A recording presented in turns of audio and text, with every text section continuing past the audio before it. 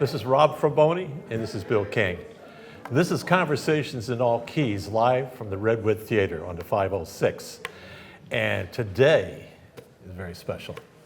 How about audio? We talk about audio. We have a man who is a genius, and behind the Beach Boys, Keith Richards, good friend, Bob Dylan, Eric Clapton.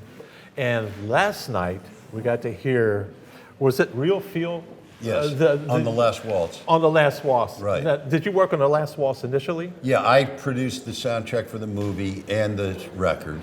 Okay. And so, what we watched last night was the theatrical soundtrack, which the DVD that's out on the market is not that mix. So what happened was Robbie chummied up to Paul Allen. Paul Allen had a studio. Funny enough, a guy that I made into an engineer, he hired and made him the chief engineer of his studio. So this guy mixed, Dan Gellert is the guy that mixed the DVD sound, the sound on the DVD, The Last Waltz. But it's not, Robbie and Marty and I weren't there. It was mentioned that some thought the parts were redone. Right. Or they re-recorded and not a fact. And also, the sound that you did was different than the recording? Well, no. Here's story? what I'm saying is that, okay, so Marty said to me when we were about to mix the movie, he said, I want to try an experiment. He said, I want you to have the sound match the picture. He said, so in other words, if there's an extreme close-up, I want that to be unnaturally loud. Mm-hmm. And he said, and if there's a shot from the back of the stage, I would really want to hear the hall. Or there's that one shot when they start Cripple Creek or whatever, and the camera's way back in the room, and you see the whole room, and it's ambient sounding, and then it pulls up to Levon, and then his voice gets much, and all that changes. But the thing that's interesting about that is that you got to be careful because it can't be jolting. You know what I mean? And the sound's changing at every edit, and so. But if you really do it extreme, it's distracting. So that was the tricky deal, was to figure out how to make that work. But we did, and it really worked. So then, when the DVD came out. So that was the original mix. At the time, there was what was called Dolby Surround. And Dolby Surround was they take the left and the right side and they add them together out of phase. And so anything that remains goes in the back. So all the stuff out to the edge, anything in the middle is gone. And then the stuff that as you pan out, it goes to the back, right? So it makes it wrap around like this. It actually is quite good, surprisingly. So then 5.1 dedicated surround started to become a thing, right? So when they mixed for the DVD, it was 5.1 surround. But the guy that, Robbie and Marty and I weren't there, and he mixed it like a record. He didn't do any of that stuff. Right, I see. And so it's a whole different, the other thing's an immersive experience. And the other funny thing about it is if you have no picture and you just listen to the soundtrack, it sounds like I was on acid or something. Like, things are jumping out like all over the place, I mean, it's unusual, but it's really interesting how when you put the picture with it, it becomes this immersive experience. You focus on those moments. Yeah, it adds up in your head, Robbie Robertson was really the glue that put this all together with Scorsese. Sort of, yeah. Sort of, but what held it together was Levon, in my opinion. Well, no, I agree, and he's the best interviews and all that too. But the drumming. The what? The drumming. Well, the drum, of course. It's just spectacular. Oh, no. I mean, Levon was, unbelievable. I mean, but no, what's remarkable too is when you think about it, which they were on that stage for 5 hours and they never left the stage. And every people were coming and going, and that's pretty long. I mean, and then everybody was up all night the night before. We were at everybody went to bed when the sun came up the day of the concert, and I thought to myself, you know what I mean? Now, where were you located? Were you in the room or were you? Yeah, actually, I got in a row with the band's road manager. And so I went with Eric Clapton. We went on a private plane, and the two of us flew up there together. And actually, his road manager and my wife and him, 4 of us. Anyway, so I went with him. But that night, Robbie came to me and he said, "Rob, will you do the post-production for this?" And I said, "Yes." Okay. So I wasn't involved in the actual, the actual event in terms of the recording or anything. I mean, I knew everybody that was doing everything, but there was a funny story. Like if you watch further on up down the road, which where Eric loses his guitar strap, for a minute and whatever it is. So anyway, there's a thing at the end where it pulls back and the audience, there's a big surge in the crowd. So what was happening was I was standing up by the soundboard when it was happening, and there were these two guys mixing the sound, and they got in this big argument about something, and it right in the middle of when Eric started to take his solo, and you couldn't hear his guitar.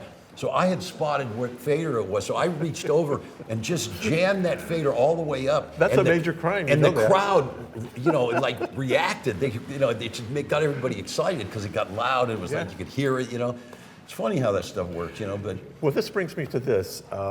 You had a collection of about 6,000 albums. Yeah, 6,000. Okay. Albums. To get where you were as an audio legend, as you have become over time, you listened to those albums. Oh, sure. And you went. If you're thinking about the records and loving the records, you're thinking about every component, every instrument, the placement. Yeah. And you must have went, oh, I could have put this over here. I would have panned over here. Well, there's that, but you want to hear the most interesting thing about Yeah. this is my parents had a Grundig Majestic, which is a beautiful sounding and finished cabinet and all the business. So anyway, there were these records called Command Stereo. It was when stereo first came out. Yeah. And they were like gatefold and shiny cover, and they had all these pages on the inside, and they had a chart that showed the board, and it showed which microphones they used and all this. And when I was a kid, I'd look at this, I was fascinated. I was like, whoa, and that's actually what really got me into that aspect of it. And then I was a drummer, and I learned electronics along the way. This friend of mine's dad was teaching us electronics on Friday nights on a blackboard in the garage, And then I injured myself really bad when I was 15, and I couldn't play for a year. And so I started recording my friends' bands. I had started recording our band. I had a little 4-channel Switchcraft mixer next to the floor, Tom. A little 4-channel thing, Yeah. And so anyway, then I started recording my friends' bands, and then by the time this healed up, I didn't go back. I continued with recording. And then, I set a studio up behind a friend of mine's parents' house in a guest house, and stuff like that. So I just kind of morphed my way into it, Now, did you have recordings that you referenced? And said, okay, I got to have. If I was referencing, I would think of the Stones probably. Well, no, yeah, you're right. But, I would notice that there were certain records, what you're trying to figure out, especially the frequency extremes, like the low end and the high end, those two areas, right? And one of my favorite records was Kodachrome, that Paul Simon record. Oh, it's fantastic. Really great. Especially this stuff done in Muscle Shoals. But anyway, that was a reference record for me. But you want to hear something really interesting? This is really interesting. Okay, so Big Pink is a fabulous sounding record, right? Okay, so the band, this is a good story. So the band, they had never been really in a recording studio, a couple of times, but just real quickly in Canada. But anyway, so they were working up at Big Pink, and that's where the Basement tapes came out of there. And then after that, they go to A&R Studios in New York to do Big Pink, right? So they set up the studio and they put baffles up, and there's headphones, and they'd never done this before. They never had baffles, and they just were all set up in the same room, no headphones, So they did one take of Tears of Rage, and they all looked at each other and they said, we can't do this. Back. So they go in the control and they say to John Simon, listen, forget it. If this is what we have to do, we don't want to make a record, right? And so he, well, wait. So then, I think it was, what was his name? Irv Joel, he was the chief engineer, and then Phil and Irv were friends. And anyway, so the engineers all got together, they had this little powwow, and so what they decided to do was, they were so worried, they got rid of the baffles, they got rid of the headphones, but they were all worried about leakage and stuff like that. Do you know that every microphone on Big Pink is an RE15? That's the only microphone on the record. And you know how everybody's all about these $10,000, $15,000 condenser mics and all that? Yeah. That's one of the best sounding records you've ever heard, and it's all RE15. It's a $125 mic. That's all they took. Is that the craziest damn story? And is that because a lot of it didn't pick up so much from the outside? Yeah, they're good for leakage, and see. There's a thing with cardioid mics. It's called proximity effect. So the closer you get to the mic, the more bottom end you get. So the RE15 has this thing called variable D. So you can get close to it, and it doesn't get proximity. And so that's the other thing. So they could work the vocal mics close, and they could do stuff where they don't have that problem, so they're going to get less leakage because of that, right? So it was all about the leakage. You're not a fan of digital? No, not well. Yes and no. Yeah. But, Okay. I mean, it's a wonderful tool. but it has a very negative effect on the emotional transmission. You were speaking about, you created RealFeel. RealFeel, yeah. And RealFeel, is that a solution for? Yes. Okay. For the stress caused by digital audio. You were saying digital is kind of out of balance, and it had. Well, okay, let me be specific. What is okay, this? so digital audio has the identical effect on the central nervous system as fluorescent lights, right? Mm-hmm. And I don't know about you, but I've never met anybody who likes fluorescent lights. Oh, that's fantastic. Yeah. You're such a weirdo. So that was my first clue. Like for the first 5 years, what happened was we went to this demonstration of the SoundStream digital tape recorder. It was the very, very first one. So I think this was 1978. So myself and 2 other producers and 3 engineers went to this thing in Santa Monica to this demonstration, right? So we go in there, we're in there for like a half hour, 45 minutes, and we're all saying, oh my God, listen how the noise floor is so low and the clarity and, all these kind of things, all the good parts, right? So we all came in separate cars, and so when we left, we're walking to the parking lot, and one of the guys says, it sounds good and everything, but something bugs me about it. And then he opened Pandora's box, and everybody said, I know. I can't put my finger on it, but something does bug me about it. And so we all just agreed that something bugged us about it, got in our cars and left. This is like in April, right? Yeah. So in September, I think it was, of that year, there was an AES convention in New York, okay? So, and at that AES convention, on the showroom floor were all the digital multi-track tape recorders that were gonna go on sale in January, right? And so this guy, Dr. John Diamond from Australia, he was a psychiatrist, and he wrote a book called Your Body Doesn't Lie. And the muscle test that we did earlier, he would do that, but with it was all about visual images, photographs and paintings and various things, and about whether it was life energy increasing or decreasing, like the effect that art has on you. And then he got into this with music, right? And so so he was using classical music, vinyl records, and he would take a room with 12 people, and he would take, let's see, their brainwave frequency, their body temperature, their blood pressure, and their pulse rate, and he would feed those into a computer, and he wrote a program, and then it would spit it out as various things, and one of the things was stress, right? So anyway, so one day he puts on this vinyl record, and the stress indicators go up to 500% on everybody, and he thought something must be wrong with the equipment, right? And so he's messing around with it and can't figure anything out. So he just decides to give up on that, takes a record he used the previous week and puts it on, and everything's normal. He thinks that's strange, right? So then about 6 weeks go by, and people would send him records, and every so often a record would come in during that period, and the stress indicators would go up to 500% again. And he said, well, these things obviously all have something in common, right? And he does a little research. They were all recorded on that SoundStream tape recorder that we heard that day. Okay. It was digital, right? Yeah. And so, because there was no multi-tracks, and so the only people that used digital in the beginning were classical records, because they often go straight to 2-track, right? Mm-hmm. So he writes a paper, a white paper, and he delivers it at the AES convention. And so it caused a near riot. And there were these guys, and there were these things at the AES. These lectures are usually like 30% attended, or 40%. Well, this was like elbow to elbow. There were 200 people in this room. Right. And he was on this stage with a podium, and he had a SoundStream, and he had an Ampex 440, a 2-track analog, right? And so anyway, so he goes up there and he starts talking, and there's electricity in there in this room, And there are these guys in the gray suits with the red bow ties, these design engineer guys with the Mont Blanc pens and stuff.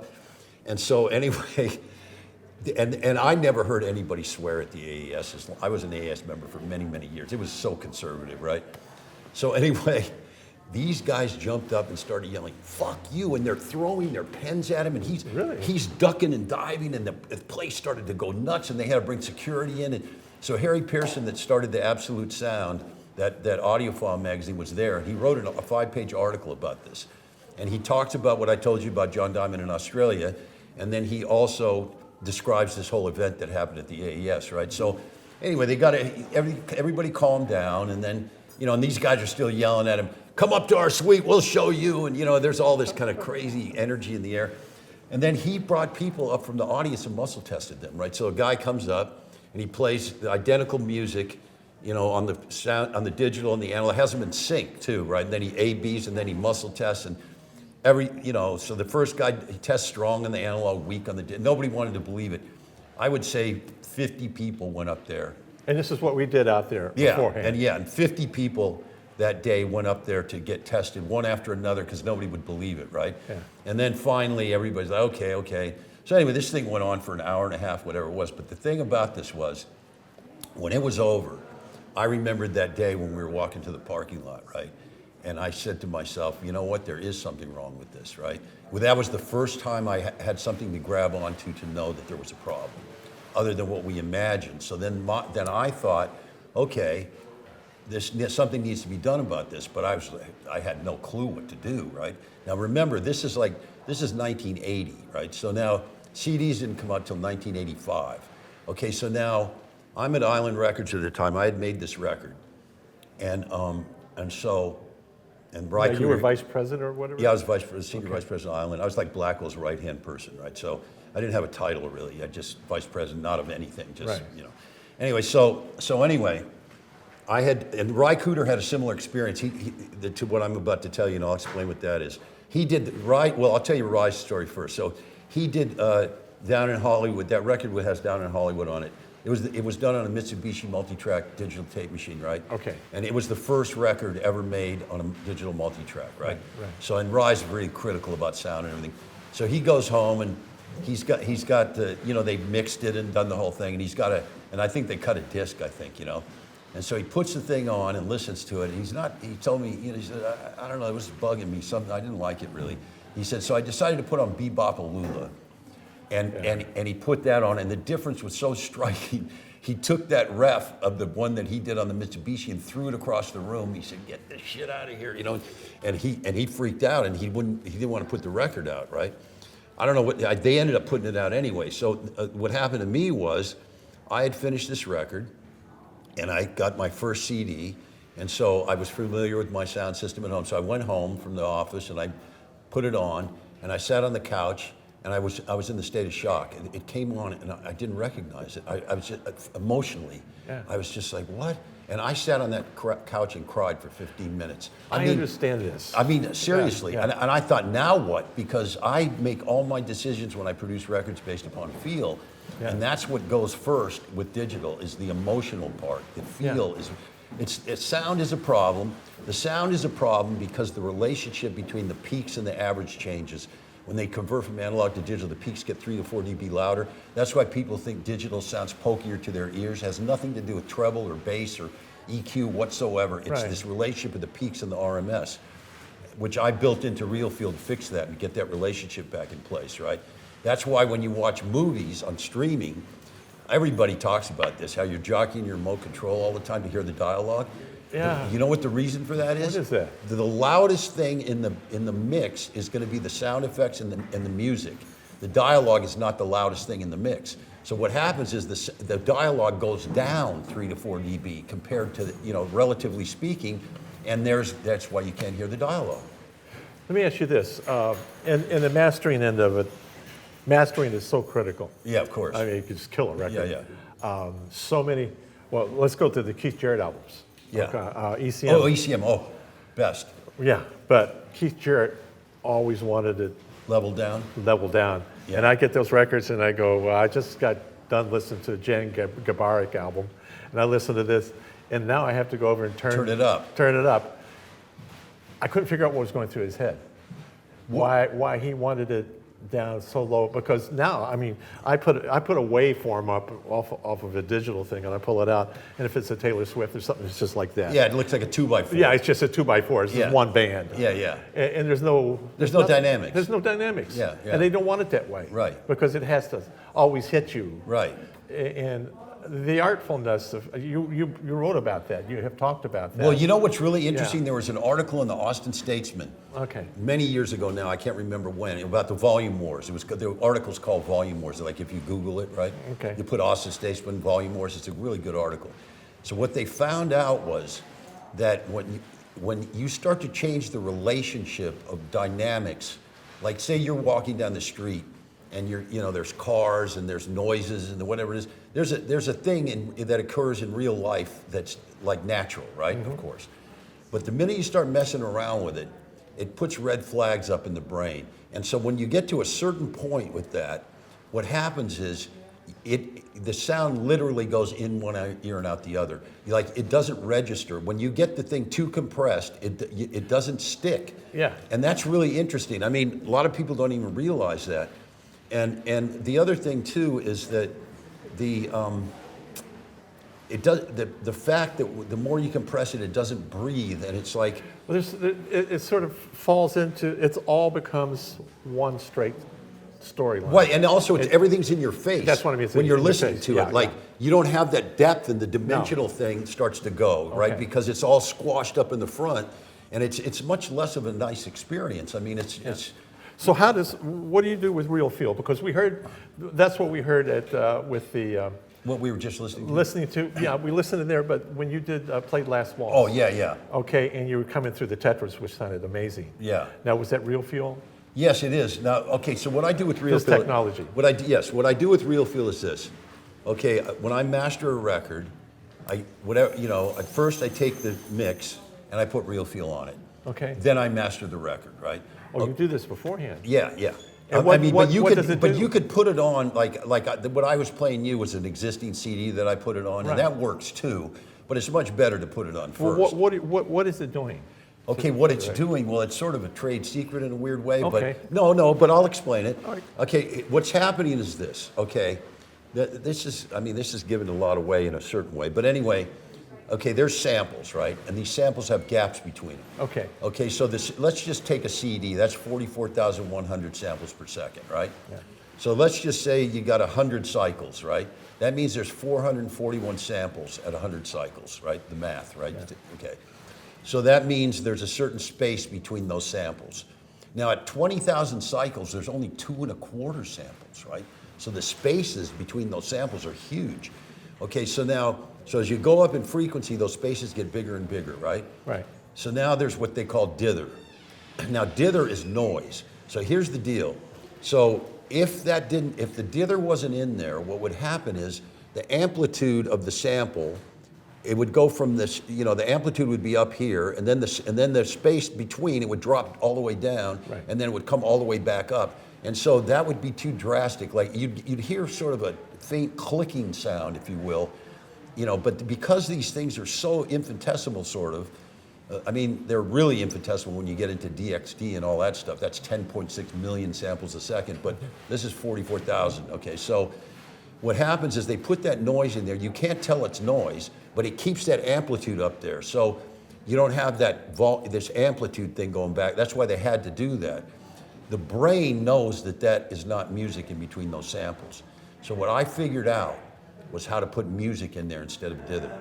Okay, so this is the process. Yeah, so that's what it's doing, actually. So the brain thinks it's analog, but if you put it on an oscilloscope, it still has the stair-step thing. Oh, okay. And my wife would say, RealFeel feels fantastic. She says, but when you put on an analog vinyl record, it's more liquid sounding, and that's a very good word. I mean, she picked that word, excellent word, right?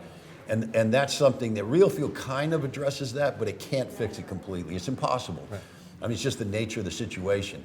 And the other crazy thing about this is that I was wondering way in the early days, I thought the Japanese invented it or whatever it was, but guess what? It's PCM, pulse-coded modulation. It came out of Bell Laboratories in 1937 and was made for Morse code compression between the two world wars. Amazing. And so they co-opted this. Instead of designing something from the ground up, they just grabbed this and used it, and it was a big mistake.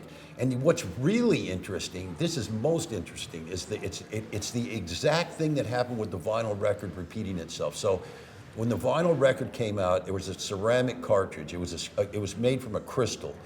Okay, and it had horrible frequency response, right? So they had to come up with the RIAA curve. Mm-hmm. And so it's literally like a diagonal line. Like the high frequencies are way up here and the low frequencies are way, the response of that cartridge. So the RIAA curve is the inverse of that. So that's why, like when you walk across the room and say you don't have the grills cloth on your speakers, like you're in college or something, you got a stereo, and and the thing's turned up loud, and you walk, and maybe no music's playing, you walk across the room, or maybe it is, and you see the speaker cone going like this, because the bottom end is boosted way the hell up, you know, and it's getting, that's why turntables feed back and all that. Okay, so anyway, so that was that. Then the moving magnet cartridge came out. So this guy decided to forget the RIA curve for a second. This had a whole different frequency response, way, way better. So he came up with a curve to match this cartridge, right? And so I heard this thing, and it was the closest thing I ever heard to tape in my life. It was amazing. But guess what? It was rejected because of the fact that it was squashed because everybody had, going back to 78, everybody had stuff with the RIA curve on it. And so it was already well ensconced, and it was too late to change it. And so it just fell on its face, that thing that was way, way better. Now let's talk about digital. So now we're saddled with this thing, PCM. So I'm up somewhere like in Yosemite or something, and we've got this rented car, and it's got Sirius XM in it, right? They got the vinyl channel, channel 26, right? Okay. Okay, so my wife and I, you know, my wife way into all this too, and so we're listening to the vinyl channel, and I can recognize, see, the problem with what people don't realize, vinyl records that are cut from digital tapes, what they are CDs with ticks and pops on them.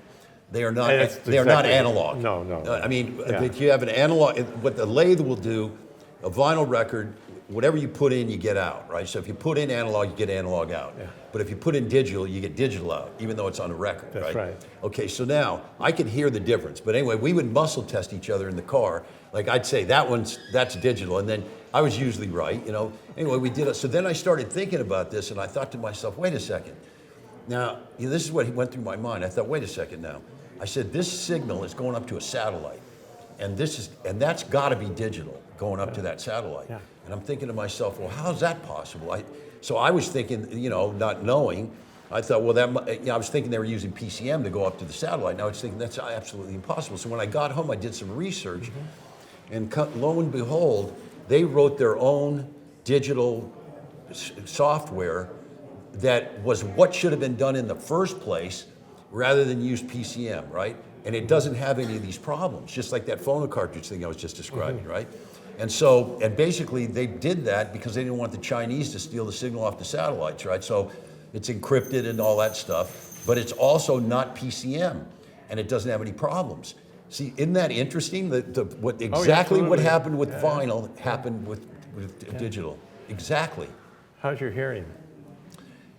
You know, I mean, I took really good care of it. There was this doctor in Beverly Hills that I used to go to every 6 months. I can almost remember his name. Anyway, and everybody. Did you listen to music loud when you worked in the studio, or were you somebody says, let's just? No, well, the thing that's interesting about it is that it's all the duration. When you hear loud music, it's okay, even if it's really, really loud for like 10 minutes or something. Okay. But as it goes, when you start to get up to 30 minutes, you're starting to do some damage. And if you go into like hours, it's going to be really bad. And you know, it's really interesting. Like Keith's hearing isn't, like Pete Townshend's hearing is really bad. And Eric Clapton's hearing is really bad because they played with stacks. Those Marshalls. And the amps were at their ear level. Oh my God. Now the Stones have never done that. You know, the amps are down there, right? Yeah. So Keith never got it straight in his ear, right? But when you get it straight in your ear, you're really screwed, right? Yeah. So anyway, so I'd get my hearing checked all the time. I'd also wear earplugs when I went to shows. And then near field monitors became popular way early in the game. And of course you listen loud, but you might play something back loud, really loud, so the art, you know, for that kind of thing, you know, the artist wants to feel in the that. control room, you know what I mean? But that's only 3 minutes, right? So or 4 minutes, so that's no big deal. But no long duration thing. So I took good care of my ears, but there's no way that you're not going to lose your high end as you get older. I mean, it's just the nature of the situation. But I went and tried a hearing aid, and it bugged the hell out of me. And that's the other thing that's interesting is about RealFeel with hearing aids, because the big problem with digital hearing aids that everybody tells me. So I actually there's a guy named George Kie. He invented the Stellavox, which is a miniature version of the Nagra. And he was in Switzerland. So he had gotten in touch with me. He heard about what I was doing. And he built this really incredible analog hearing aid. It was unbelievable. I mean, but it was big. And so anyway, it was great. So then he wanted to do a digital one. So he said, I want you to come over and I want to put RealFeel on the hearing aid, on the digital one, and compare it to the analog one. So we went and did that, right? So there was this woman that was 25 years old that lost her hearing when she was about 18. So she knew what it was like to hear, right? But she didn't lose it completely, but quite a bit, right? So she had hearing aids, right? So we put these hearing aids on her, and we were outdoors, and she started crying. And she said, I could hear the wind, and she said, and she rubbed her feet on the grass. I could hear that. She said, I can't hear that with the other one. And then she said, and you know, the biggest thing is I can tell which direction the sound is coming from, and that is what everybody says about digital hearing aids. They can't tell which direction the sound. It just grabs the room. But you want to hear something more amazing? Listen to this. So there's this guy Hugo Zuccarelli, and he invented the holographic microphone, right? So he had his lab was for a timestamp. It was when they started the Discovery Channel. It was in Santa Monica, and so that was like in the 70s, right? So anyway, so one day he's in bed. It's a Sunday, it's sleeping in, and the theory about how you localize hearing is that the sound comes to your two ears at different times, and that's how you figure out where things are coming from, right? So he's got his head on the pillow, and he's got one ear exposed, and his wife's walking around in the bedroom, and he can tell exactly where she is, and he thinks to himself, wait a second, this can't be possible. So then he takes his finger and sticks it in the other ear, really completely gets rid of the sound in the other ear, and he can localize her perfectly, and he says, oh, okay, something's wrong. Guess what? So you produce a tone. Everybody produces a tone, and it's like a fingerprint. Everybody's tone is just slightly different, right? Then you have a notch filter in your brain that notches that tone out so you don't hear it. So when your ears ring or you have tinnitus, what's happening is your notch filter's off center. And then the reason your ears ring when you hear really loud sound is you get what's called threshold shift. So your threshold of hearing changes, and when that happens, your notch filter goes off as well. So that's why your ears are ringing. Okay, so what happens is the sound comes in and gets phase compared against that tone that your brain produces, and that's how you localize sound. Well, Isn't that amazing? I'm dealing with that. Yeah. I'm dealing with that now. With tinnitus, you mean? Yeah, but it's not like upsetting.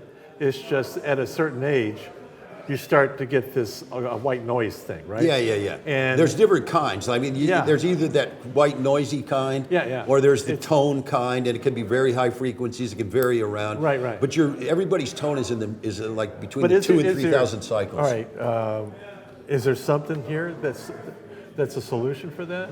Not really, no. Because I went to a hearing, they went, no, you just deal with it. No, there's a guy, Tomatisse, that was this French doctor that was the ultimate hearing guy of all time. Okay. And he had this thing called sound therapy that it was really an interesting thing because I had a handicapped son and I was doing all these studies and so Neil Young has really bad tinnitus, and so I gave this sound therapy thing to Neil, and he said it really helped him. You wore this thing.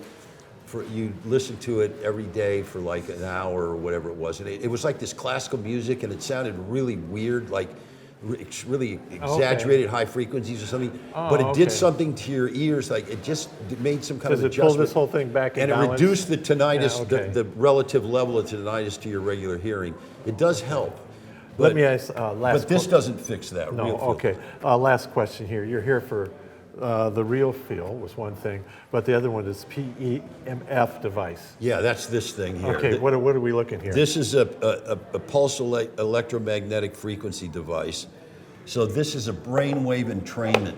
That's what pulse electromagnetic frequencies do. And when we were talking about the digital analog thing, so fluorescent lights and digital knock your left and right brain hemispheres out of sync, about 5 to 7%. That's what happens, right? That causes stress. The stress causes you to lose your strength when you do the muscle test, right? So you turn this thing on, and your brain immediately entrains to this, and your brain hemispheres both sync up to it. And so it's really interesting. Like, there's a frequency on here that's like drinking a cup of coffee, and like if you're reading difficult material and you're having a hard time concentrating, that has to do with how well your brain hemispheres are in sync. And this, you wouldn't believe how much difference this makes with respect to that. And you've had this for what, 30 years? Yeah, in 1982 I got that. 82, you got into this. Yeah. And how far along now is this, and how is this being used now? Well, there's a device in Germany that, people know about this now. Like there's one that somebody sells for sleeping that has a thing that's like the size of a hockey puck Yeah. and it's got a wire on it, and then it's got a box like the size of a cable TV box. And so then you put this hockey puck thing under your pillow, and then you turn this box on and it helps you sleep, right? So that's that's becoming more and more prevalent. But see, the thing about this is it affects a 10-foot radius, a 20-foot circle. Okay. Whereas there's one in Germany is $1,000. It's about the size of an iPhone. You stick it in your pocket. It does a 5-foot circle, right? But it's also $1,000.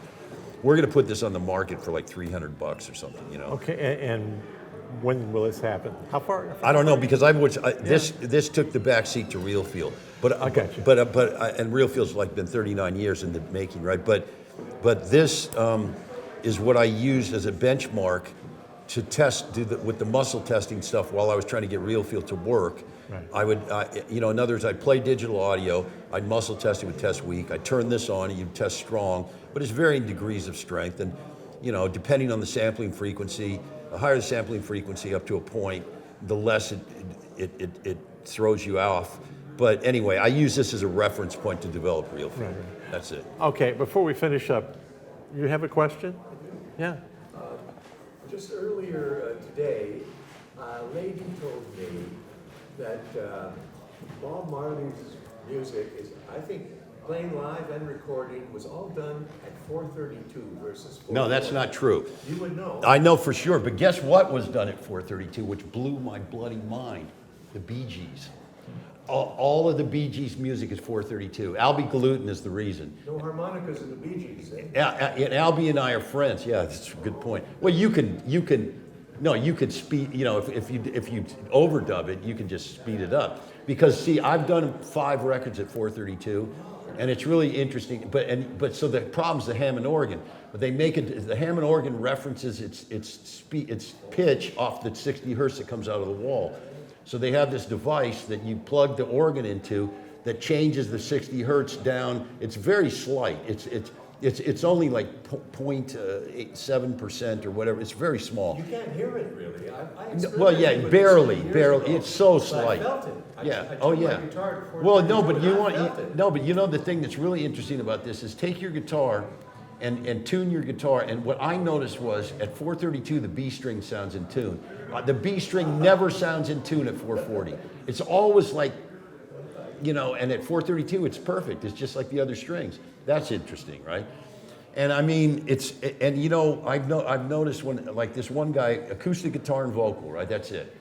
432. He totally noticed it. I mean, it's really interesting, and it's. Surprised it didn't. Well, it surprises the hell out of me because. What were the albums you did at 432? Oh, you would no big ones. You wouldn't know, But anyway, I did it as an experiment. But it's definitely a plus. And I had the piano tuned to it. And this friend of mine was telling me that this pianist, and she turned the piano to 432 and it blew her mind. She said the piano was so much more sonorous that it was unbelievable. It opened up. Yeah.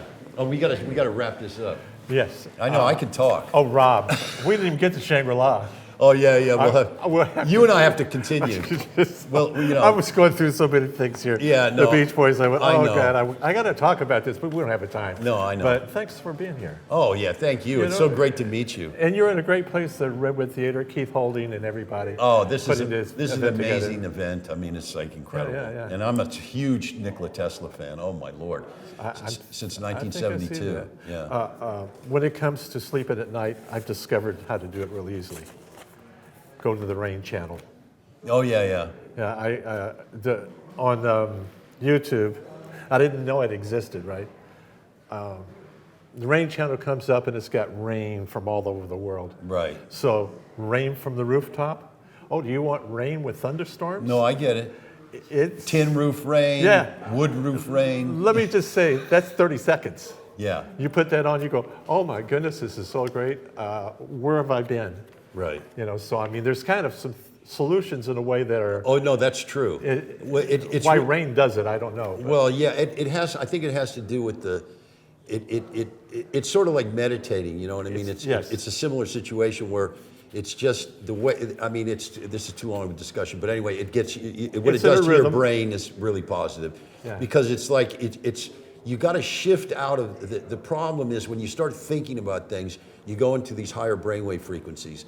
And so that automatically Cancels it. brings it down. It's sort of like white noise in a way, but Very much. it's like it just, but it's a little more organic. yeah, it just knocks all the other thing, Right, and all you right, got right. is this background sound. But anyway, you and I got to continue. We'll have to do this. No, we got to do all the rest of the stuff on this the Shangri-La. Shangri-La story is great. I mean, so I know, anyway, it's scary. yeah. What region in Italy is your family? Marche. But here's a great story quickly. Okay. Okay, so the nuns, I went to Catholic school, always Yeah, called I me did too. Fraboni, like put the Really? R in the wrong place. So guess what? I go to Italy and meet the family, and the actual family name was Fabrone, which means Right. blacksmith. And so about 100 and some years ago, the patriarch of the family got some transmission about something, and they wrote the name Fraboni. Now, Fraboni means good brother. So they changed the name to Fraboni from Fabrone, and that's how I got the name. And so, but the nuns always called me Fabroni, like, isn't that funny? I mean, I love it. Anyway, Anyway. this has been Conversations in All Keys. Bill King, live from the Redwood Theater. Thank you. thank you. Thank you, Randy. That was great. Oh, see, we could really go on and on. Oh, God, there was so much.